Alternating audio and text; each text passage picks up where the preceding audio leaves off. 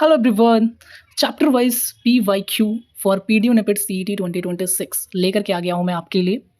इस वीडियो में हम फिजिक्स से यूनिट डायमेंशन और काइनेमेटिक्स इन दो चैप्टर पे लास्ट 5 ईयर PYQs में क्या क्या क्वेश्चंस आए हैं उसको हम इस वीडियो में देखेंगे, डिस्कस करेंगे और मैं रिक्वेस्ट करूँगा कि आप इनको सॉल्व भी करो।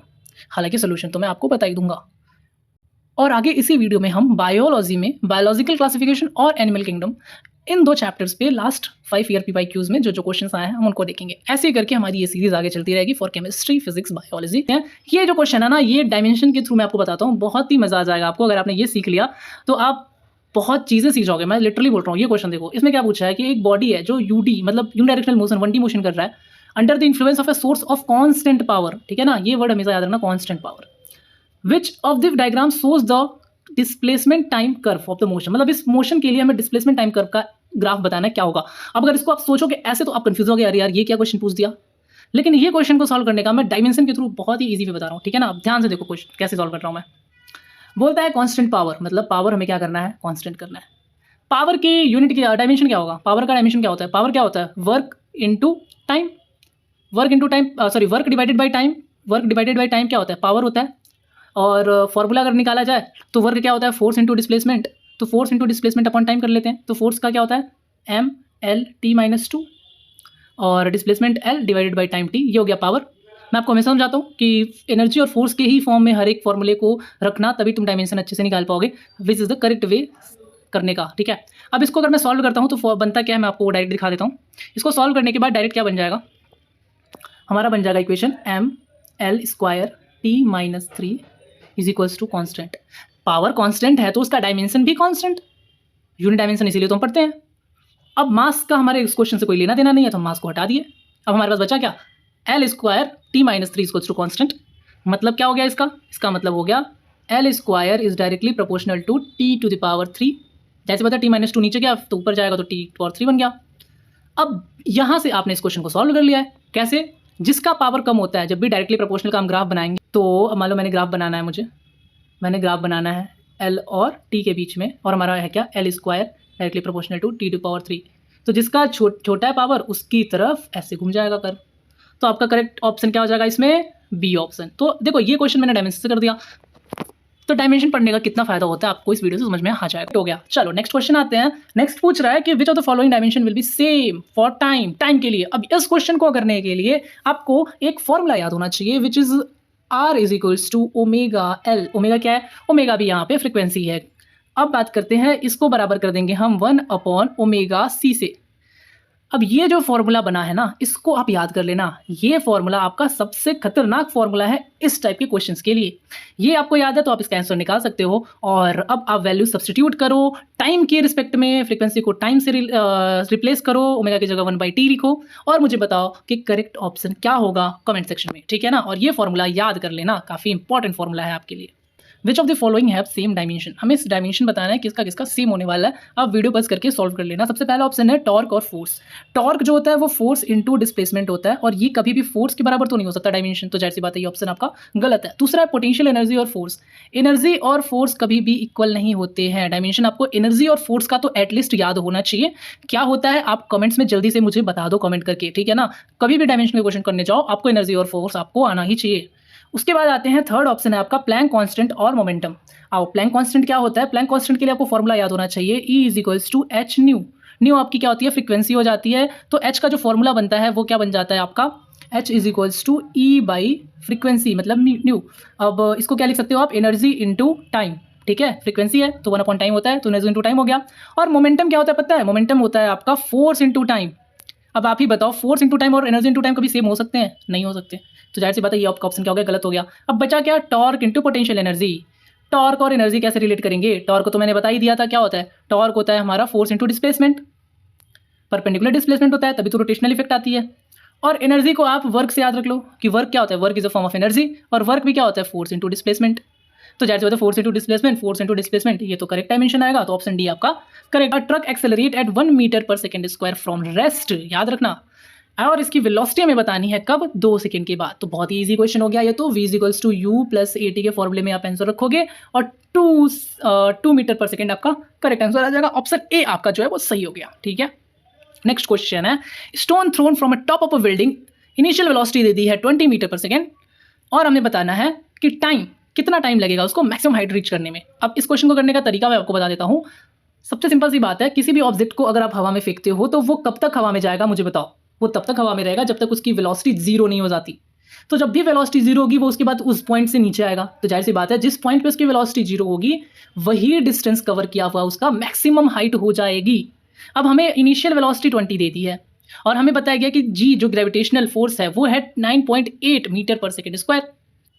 अब एक्सेलरेशन ड्यू टू ग्रेविटी क्या बोलती है? एक्सेलरेशन ड्यू टू ग्रेविटी बोलती है, अगर हम इसको एज अ रेफरेंस 10 यूज करते हैं, 10 metre per second square use करते हैं, तो ये कह रही है कि हर एक सेकंड में जो भी वेलोसिटी है वो 10 मीटर पर सेकंड की स्पीड से घटेगी। मतलब अगर 20 मीटर से आप फेंके हो तो हर सेकंड में, एक सेकंड में वो 20 का 10 हो जाएगा और फिर अगले एक सेकंड में वो 0 हो जाएगा। मतलब कि इस वेलोसिटी को 0 होने में 2 सेकंड लगेंगे अगर एक्सेलरेशन ड्यू टू ग्रेविटी को हम 10 यूज़ करते हैं। आपको समझाने में थोड़ा टाइम ले रहा हूँ, लेकिन अगर आप एक कॉन्सेप्ट समझ जाओगे तो आपको आंसर निकालने में बस सेकंड्स लगेंगे। अब इसका मतलब क्या हुआ कि आपको ये वेलोसिटी 0 होने में 2 सेकंड लगेंगे अगर हम acceleration due to gravity 10 use करते हैं। तो जाहिर सी बात है, हमारा जो आंसर है वो 2 से थोड़ा सा ही ज़्यादा होगा, बहुत ज़्यादा नहीं होगा। अब देखो 1.67 ऑप्शन सी तो गलत हो गया क्योंकि 2 से कम है, और बाकी 3 ऑप्शंस में ये है 2.8, ये है 2.7, जो कि बहुत ज़्यादा है देखा जाए तो।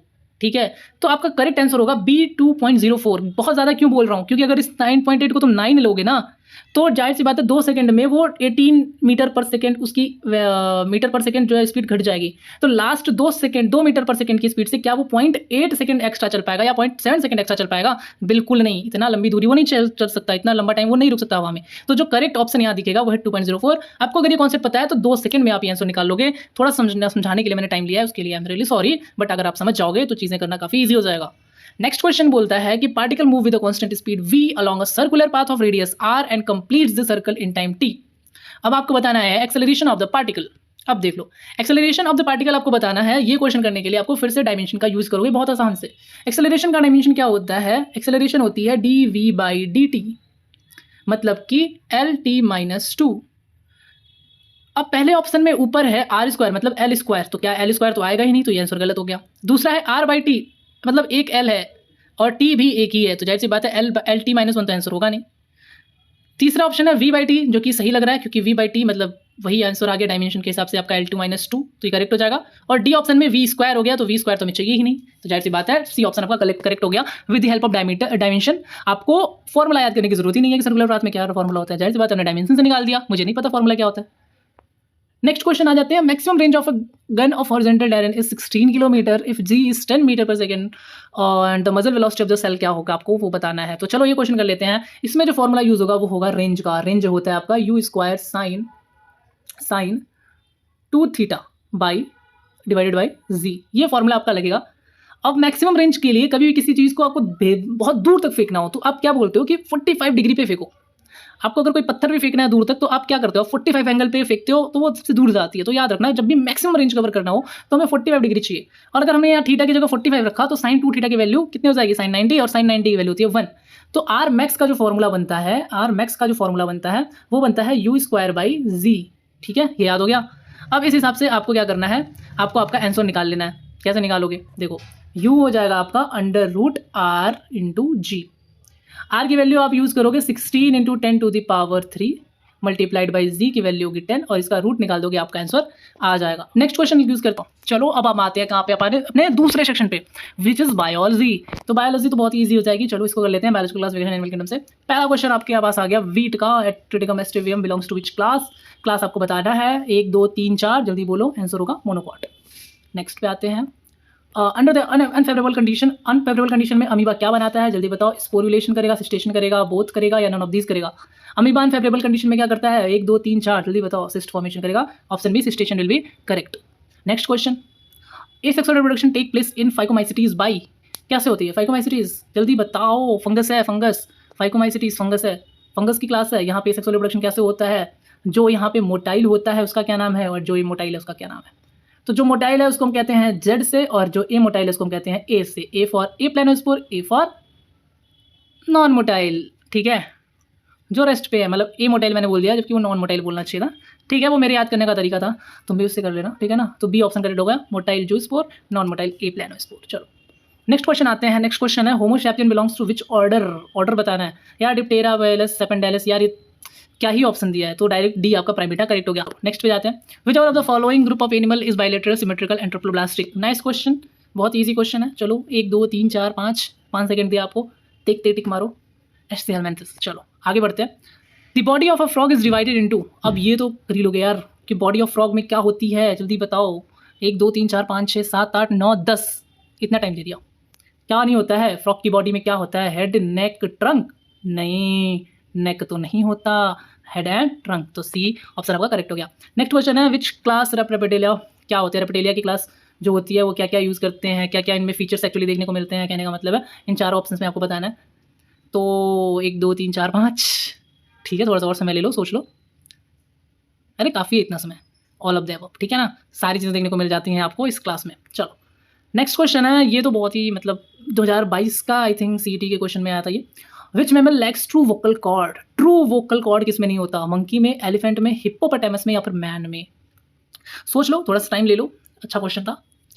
तो जो ट्रू वोकल कॉर्ड है वो जो है वो आपका हिप्पोपोटामस में नहीं होता, तो वहाँ लैक होती है ट्रू वोकल कॉर्ड, तो उसका करेक्ट आंसर हो जाएगा सी, हिप्पोपोटामस। चलो नेक्स्ट क्वेश्चन है national botanical research institute is located in, national, N for national, national national में आता है एल, एल से आएगा लखनऊ, नेशनल में आता है एल, एल से आ गया लखनऊ, बात खत्म। ऐसे मैं याद करता था, तुमको बता दिया, कर लो। नेक्स्ट क्वेश्चन है cyanobacteria use as a bio fertiliser because, क्यों भैया क्यों करते हैं ये बायो फर्टिलाइजर, क्यों यूज़ करते हैं हम इनको? क्योंकि ये एटमॉस्फेरिक नाइट्रोजन को फिक्स कर पाते हैं। करेक्ट ऑप्शन हो गया आपका D. Next and I think it is last question, आपको बताना कि सबसे पहले जो एनिमल था जो फ्लाई कर पाया, उड़ पाया, वो कौन सा था? मैमल था, लिजर्ड था, बर्ड था, इंसेक्ट था? अब जल्दी बताओ, जल्दी बताओ। जाहिर सी बात है इंसेक्ट्स जो होते हैं वो सबसे पहले से आए और वो उड़ सकते थे, तो आपका करेक्ट आंसर हो गया D. Thank you so much guys for watching this video. अगर आपको पसंद आएगी तो लाइक, सब्सक्राइब, कमेंट जरूर करना कि आपको नेक्स्ट कौन से इंपॉर्टेंट टॉपिक से मैं चैप्टर वाइज PYQ लेके आऊँ। हालांकि वो लेके मैं अपने हिसाब से आऊँगा, आप चैनल सब्सक्राइब कर लो।